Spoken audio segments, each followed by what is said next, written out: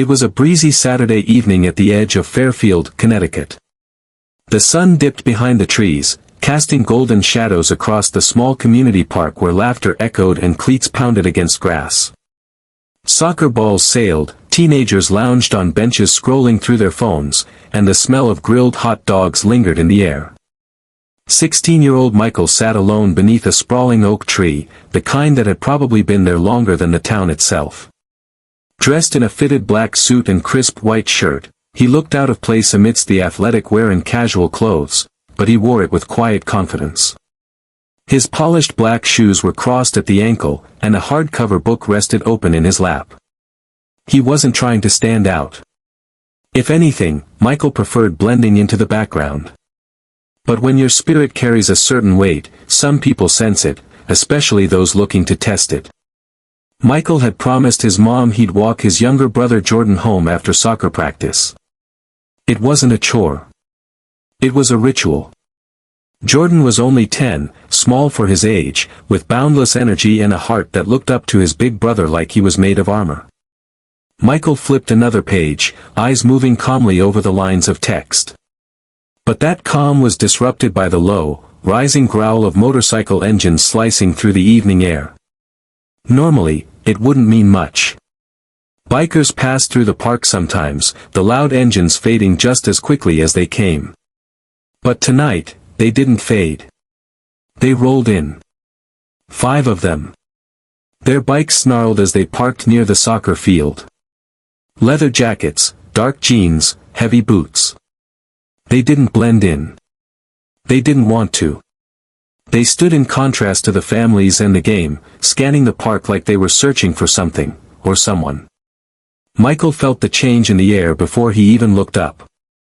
His body tensed slightly, the way a tree braces itself before a storm. He raised his eyes for a moment, and that was enough. They had seen him. Their stares locked onto him like crosshairs. Not just curiosity. Not coincidence. Targeting. He looked back down, pretending not to notice, but inside, his gut was already twisting. Years of discipline had taught him to read more than words. He could read intentions, and these weren't good. One of the bikers, a tall, burly man with a shaved head and a scar across his cheek, nudged his friend and started walking toward Michael. 2 others followed close behind. Michael didn't move. He dog-eared the page of his book, calmly closed it, and placed it on the bench beside him. His mom's voice echoed in his mind, "Never let them see you sweat, baby. The strongest ones are quiet about it." He sat up straighter. The gravel crunched under their boots as they approached. The leader, burly, stopped just a few feet away, his shadow casting over Michael. "What are you doing here, kid?" he asked, voice gravelly and low. Michael met his eyes, steady and unflinching. "Waiting for my brother." There was no fear in his voice. Just truth. Burley exchanged glances with the others, then scoffed. "Doesn't look like your kind of place." Michael tilted his head slightly. "It's a public park," he said. "I'm allowed to be here." There was a brief pause. The kind of silence that precedes the first crack of thunder. Burley's smirk twisted. "Smart mouth." The others spread out slightly. A semicircle. A trap forming. All around, the park was alive with innocence. Parents cheering. Kids laughing. Teenagers oblivious. No one saw what was building beneath the oak tree. Michael scanned the park. No help was coming. But he didn't panic. He didn't need to. Not yet. "I don't want any trouble," Michael said, measured. Calm. "I'm just here for my brother." Burley leaned in, his breath reeking of stale smoke and ego. "Trouble? Who said anything about trouble?" His tone dripped with sarcasm and challenge. Michael's hands rested loosely on his knees. He didn't rise. He didn't tense. But inside, he was coiling. Like a spring. Like silence before a storm. Maybe you should show us what you've got, Burley said, his friends laughing. Michael didn't flinch. He studied them the way a chess player studies a board, looking for the opening, for the tells in their posture, the weight distribution in their steps, the arrogance in their assumptions. They expected fear.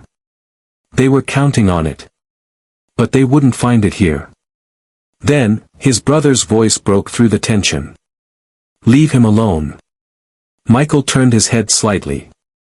Jordan stood a few yards away, sweat still shining on his forehead from the game, fists clenched at his sides. His heart sank. Jordan, stay back. Michael called. But the bikers had already turned. Predators. And they saw a smaller, easier target. Your brother, one of them asked. Maybe he wants a lesson too. Michael stood. Not fast. Slow. Deliberate. Each motion precise. Measured. He stepped forward, placing himself between Jordan and the men. Don't touch him, Michael said. His voice like steel wrapped in silk, gentle, but unbending. The leader laughed, stepping in. Look at this guy. Thinks he's tough. Michael didn't move. His silence unnerved them. You're not gonna do anything, one said, stepping forward.